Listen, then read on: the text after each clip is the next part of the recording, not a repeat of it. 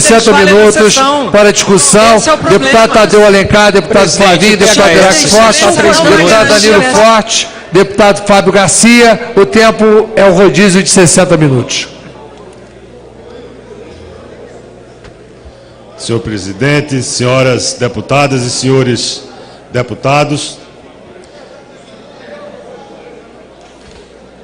senhoras deputadas e senhores deputados, eu quero inicialmente fazer aqui um tributo ao estado que eu represento, Pernambuco, pela sua tradição de insurgência, uma tradição libertária que sempre legou grandes exemplos da vida pública brasileira. Minhas saudações ao meu estado, Pernambuco. Nós estamos aqui discutindo a questão da maior relevância, que é a possibilidade do afastamento de um presidente da República. Na democracia, a culminância da investidura popular democrática feita pelas urnas só pode ser contrastada por uma força de mesma intensidade e em sentido contrário, que é o afastamento por impeachment presidencial. Não podemos vulgarizar esse instituto, não podemos aviltar aquilo que contrasta de modo na culminância da democracia. Por isso, remédio para governo incompetente, para governo ruim, evidentemente não é um processo de impeachment. Todavia, presentes os pressupostos políticos e jurídicos do impeachment, não há que se cogitar de não se cumprir a Constituição.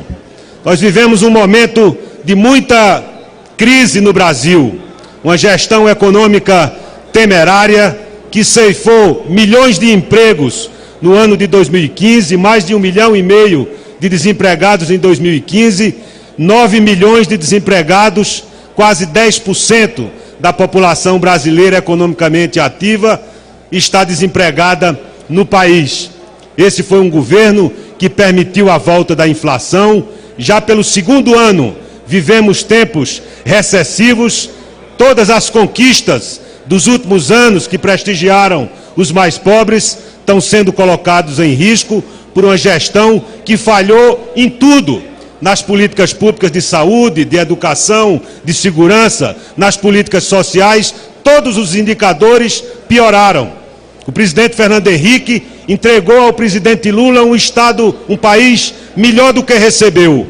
O presidente Lula entregou à presidente Dilma um país melhor do que recebeu. Mas a presidente Dilma vai entregar um país muito pior do que recebeu. Todos os indicadores econômicos, sociais, revelam uma crise profunda que atravessa o Brasil. Pela primeira vez, nos últimos 15 anos, a curva da desigualdade começa novamente a subir. É essa gestão que falhou na gestão da economia, na gestão das políticas públicas, mas falhou também no diálogo com a sociedade, ignorando ali as jornadas de junho de 2013, que clamavam por ética na política, por governos efetivos que pudessem responder aos desafios e às complexidades de um Brasil tão desigual, que é a 8ª economia do mundo, mas ainda apresenta, principalmente nas regiões mais pobres do país, os piores indicadores sociais. É este país que está sendo governado por uma presidente que, reeleita, não conseguiu comemorar a sua reeleição, que já em dezembro de 2014, depois de fazer uma campanha buscando a mistificação, o ilusionismo, vendendo um país que não existia, dizia desconhecer uma realidade econômica que priva os brasileiros hoje de um país que tenha tranquilidade, e passamos o ano de 2015 parado como parados ainda estamos. Por isso, meus amigos, além de falhar, deputadas e deputados, Vossas Excelências sabem que o governo, além de falhar na interlocução com a sociedade, deixando de prestigiar a vitalidade daquele momento em junho de 2013, deixando completamente nas gavetas uma agenda de reformas, uma reforma política, uma reforma tributária, uma reforma urbana que pudesse prestigiar os problemas metropolitanos do mundo rural. O que é certo é que o governo da presidente Dilma colocou em risco seriamente as conquistas de inclusão social bancadas pelo governo do presidente Lula. Além disso, no diálogo com esta casa, com o parlamento, falhou também o governo. O ano passado, nós vimos aqui a agenda do Poder Executivo, uma base política completamente fragmentada, que ora não aprovava a pauta encaminhada para o Congresso Nacional, ora aprovava de maneira extremamente vexatória para um governo que tinha sido reeleito pela força do povo brasileiro. São esses fatos que fazem com que a presidente, tendo falhado em tudo na sua gestão, não é um governo que anime a sociedade, que dê esperança, e é por isso que ela hoje encontra-se sem a condição de liderança, sem a condição e a credibilidade de comandar uma retomada, uma pactuação que deveria ter feito já em janeiro de 2015, mas poderia ter sido feito também ali em dezembro, quando o Supremo Tribunal Federal deu um refresco ao governo da presidente. Ela poderia ter chamado todos os segmentos sociais, a oposição, as confederações de trabalhadores rurais, as confederações patronais, a CNBB, a OAB, a inteligência desse país para construir uma saída para uma crise profunda. Não o fez e agora tenta fazer tarde, quando a sua porta já bate a desconfiança do povo. Por isso, as causas políticas para o afastamento presidencial estão presentes à saciedade.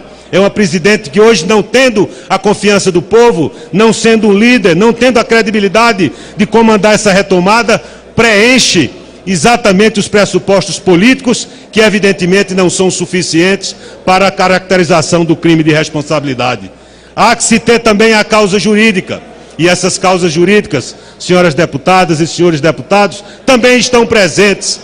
Se falar em pedalada fiscal, parece que é uma coisa de menor importância. A responsabilidade fiscal foi uma conquista da democracia brasileira e afirma a gestão pública consequente, responsável, que age com transparência, que traduz para a sociedade, principalmente para o Congresso Nacional, a realidade objetiva das suas contas, e não atribui de forma bilionária aos agentes públicos financeiros uma responsabilidade que seria do Tesouro Nacional. E o pior dos efeitos das pedaladas fiscais, mascarando uma doença que, tendo sido mascarada, não se lhe aplicou o remédio adequado, e essa doença mascarada que foi se agudizando, foi deteriorando, estando hoje em estado de septicemia, como se encontra o estado caótico da economia brasileira. Esse mascaramento também fez com que um dinheiro que não existia, que de forma artificial, 50 bilhões de reais, de forma artificiosa, foi mantido no caixa do governo, quando deveria ter pago os compromissos com os agentes financeiros, os bancos públicos, e esse dinheiro turbinou de forma artificial as políticas públicas que são relevantes, que precisam ser consideradas e executadas, mas com dinheiro existente, com responsabilidade fiscal. Não podemos consagrar a irresponsabilidade fiscal. Isso lembra muito governos da República Velha, que sacrificavam exatamente as futuras gestões, contratando gente, fazendo com que os orçamentos do opositor que ganhou as eleições não pudesse governar, exatamente por essa irresponsabilidade. Então eu tenho absoluta convicção, como tem o meu partido, de que as pedaladas fiscais não são um defeito de só menos importância, é uma grave infração promovida pelo governo de Sua Excelência, a Presidente da República.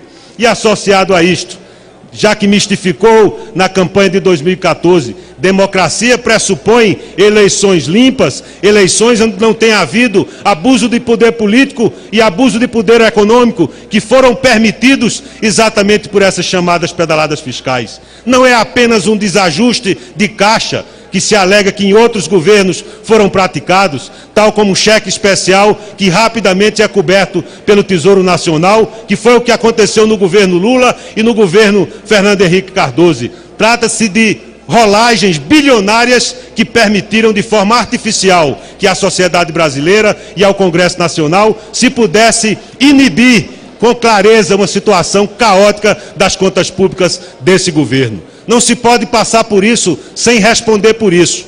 E associado a isso, também mais uma vez, aviltando e usurpando as competências do Congresso Nacional, o Executivo edita decretos de suplementação orçamentária, que rigorosamente confrontavam a meta fiscal estabelecida pelo Parlamento.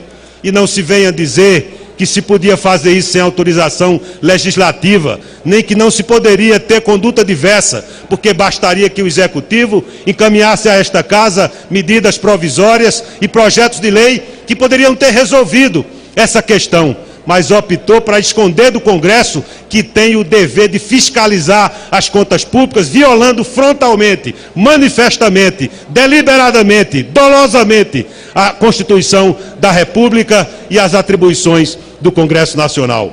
Além disso, senhoras deputadas e senhores deputados, foram sendo reveladas muitos escândalos de corrupção na Operação Lava Jato, que, ainda que contenha os seus excessos, vem afirmando a autoridade das instituições brasileiras e que quebrou a maior empresa brasileira, a Petrobras. Não podemos olhar para isso com desdém ou fazendo de conta de que isso não existiu ou dizendo que o processo de impedimento é golpe. Não há golpe quando funcionam claramente, livremente as instituições brasileiras, o Poder Judiciário, o Congresso, o Ministério Público, a Polícia Federal, a sociedade livre, a imprensa livre, uma imprensa chamada hoje de golpista, que até outro dia vivia uma lua de mel com o governo da presidente Dilma.